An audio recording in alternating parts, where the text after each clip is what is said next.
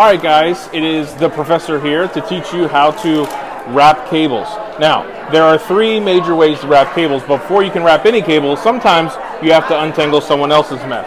The best thing to do is just to get all the tangles out. A lot of times you'll have to kind of hold the end and let it unspin itself, okay? So there are three major methods that I've seen for wrapping cables. There are pros and cons to each of them. The one that is kind of in the middle is the over-under method. And so the over-under method, you're going to take it, you're going to do twist this way, and then you're going to flip your hand, and you're going to twist it inwards. Like this, and then inwards. Regular loop, and then inwards. Okay? Now, this is really good for long-term storage of the cable. It puts the least amount of pressure on the cable, so it's really good for if you're storing a cable for a long time. The reason I don't use it is because generally I don't store cables for a long time. I'm using them constantly. And this method is okay when you go to unwrap it, unless the ends somehow cross under each other. Then you end up with a tangled mess that you end up having to untangle, and you get knots like that. Okay? So the over-under method is good for long-term storage. It's not great when you have to pick up and take down cables, because you're going to just get knot after knot after knot. Okay? So it's my second favorite method, or my second least favorite method of the three. The method that I prefer is the one-turn method. It's just one turn and you're good to go.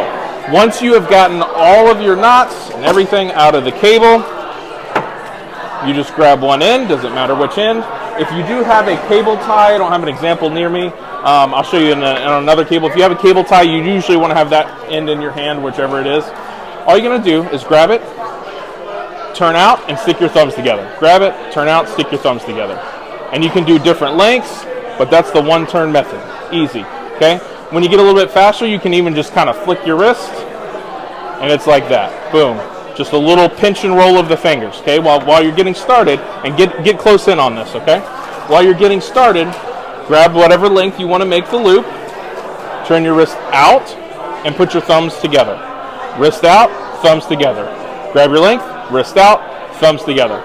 That's the best way to learn how to do this. And then, once you get pretty quick at it, you can just kind of flick your wrist really quick. Boom. Just kind of little twist. Boom. One twist, one twist, one twist. Now, what's best about this method is that it's still really good for the cable. Versus the over-under method, there's only about a 2% difference on the stress it puts on the cable. So I still prefer this even for long-term storage.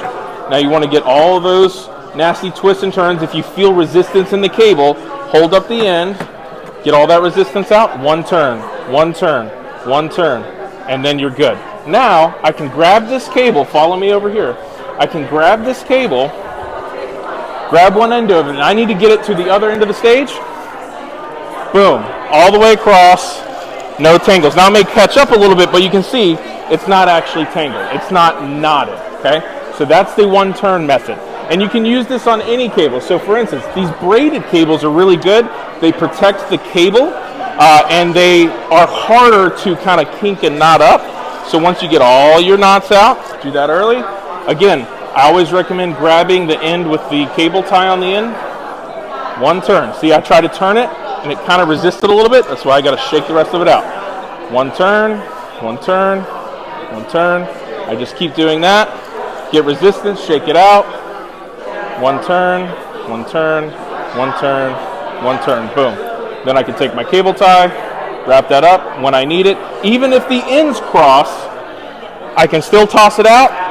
Now, it may do this, but it's not going to leave any knots. Even if it gets caught up like that, it won't leave knots like the over-under method. Now, the final and third method of wrapping cables is to grab the cable and go around your elbow like this, okay? So you're going to grab your cable and go around your elbow, and you're going to keep it really tight. And this method is good if you want to get punched in the face.